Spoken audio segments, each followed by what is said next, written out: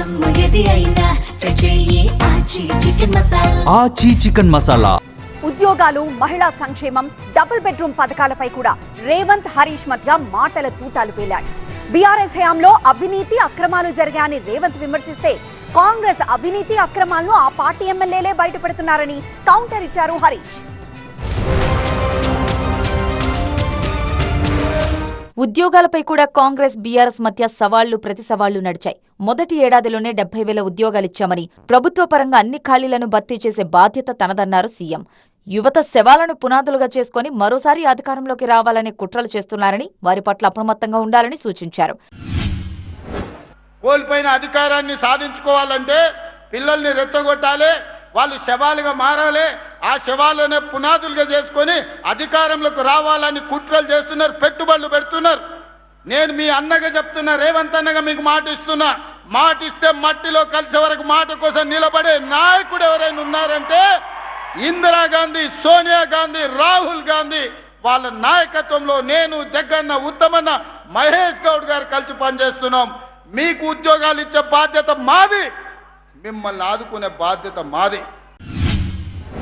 ఉద్యోగాలపై CM విమర్శలకు అదే స్థాయిలో కౌంటర్ ఇచ్చారు హరీష్ రావు. మొదటి ఏడాదిలోనే 2 లక్షల భర్తీ ఏమైందని ప్రశ్నించారు. 2.5 ఏళ్లలో కాంగ్రెస్ ఇచ్చింది 16,000 ఉద్యోగాలేనని విమర్శించారు. నువ్వు మొదటి ఏడాదిలో 2 లక్షల ఉద్యోగాలు ఇస్తా అని చెప్పి నిరుద్యోగ యువతను మోసం చేసినావు రేవంత్ రెడ్డి. నువ్వు ఫుల్ పేజ్ యాడ్లు ఇచ్చినావు. నీ మాట నమ్మరని రాహుల్ గాంధీని తీసుకొచ్చి అశోక్ నగర్ లైబ్రరీ మెట్ల మీద కూర్చోబెట్టి మాట ఇచ్చినావు. రాహుల్ గాంధీ పత్తలేడు, నువ్వు మాట్లాడవు, పోలీసు వాళ్ళని పెట్టుకొని తిరుగుతావు. ఏది నీ 2 లక్షల ఉద్యోగాలు? ఒక ఏడాదిలో ఇస్తాను, 3 ఏళ్ళు అయినా 16,000 ఉద్యోగాలు కూడా ఇవ్వలే. నువ్వు ఇంకా నిస్సిగ్గుగా అబద్ధాలు మాట్లాడుతున్నావు. క్షమాపణ చెప్పు నిరుద్యోగ యువతకు. చెంపలేసుకో. 2 లక్షల ఉద్యోగాలు ఇస్తానని మోసం చేసినందుకు చెంపలేసుకో. మహిళలను మహాలక్ష్మిని చేస్తున్నామని, 1 కోటి మంది ఆడబిడ్డలను కోటీశ్వరులు చేసే లక్ష్యంతో తాము పనిచేస్తున్నామన్నారు సీఎం రేవంత్ రెడ్డి. మహిళా సంక్షేమానికి తమ ప్రభుత్వంలో పెద్దపీట వేస్తున్నామని చెప్పారు. స్వయం సహాయక సంఘాలు ఆనాడు 0 వడ్డీ గుండుసూన పెడితే సీతక్క వచ్చిన తర్వాత మా ప్రభుత్వంలో భట్టి గారు 60,000 కోట్ల రూపాయలు 0 వడ్డీతోని ఆడబిడ్డలకు ఇప్పించి బ్యాంకు లింకేజ్ ఈరోజు 2,000 కోట్ల రూపాయలు ఈరోజు మిత్తి కింద బ్యాంకులకు చెల్లించడం. ఇదే కాదు, ఈనాడు పెట్రోల్ బంకుల వ్యాపారం చేస్తున్నారు. ఈనాడు హైటెక్ సిటీ పక్కన స్టాల్స్ పెట్టి ప్రపంచానికి వాళ్ళు ఉత్పత్తి చేసిన వస్తువులను అమ్ముతున్నారు. అదేవిధంగా ఈనాడు సోలార్ విద్యుత్ ఉత్పత్తి చేస్తున్నారు.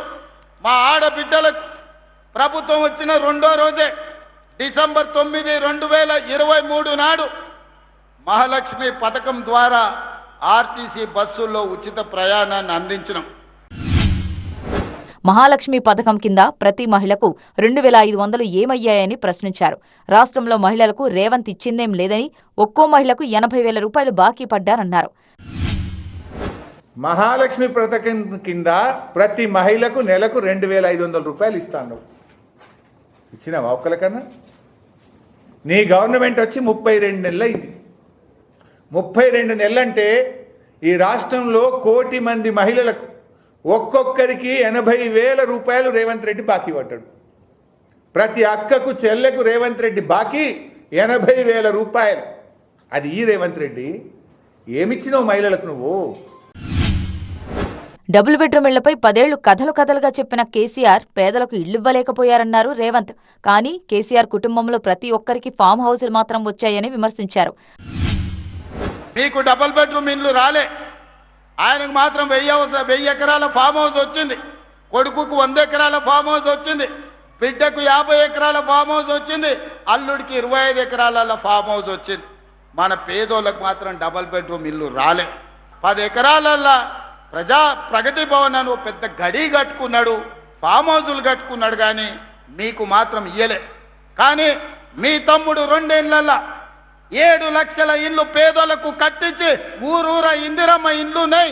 అందుకే ఆ రోజు చంద్రశేఖరరావు గారికి సవాల్ విసిరిన, ఏ ఊర్లో ఇందిరమ్మ ఇండ్లు నేను కట్టించునో ఆ ఊర్లో నేను ఓట్లేపించుకుంటా, నీకు డిపాజిట్ వస్తే చూస్తా అని సవాల్ విసిరిన. ఇవాళ కూడా సవాల్కు కట్టుబడి ఉన్నా.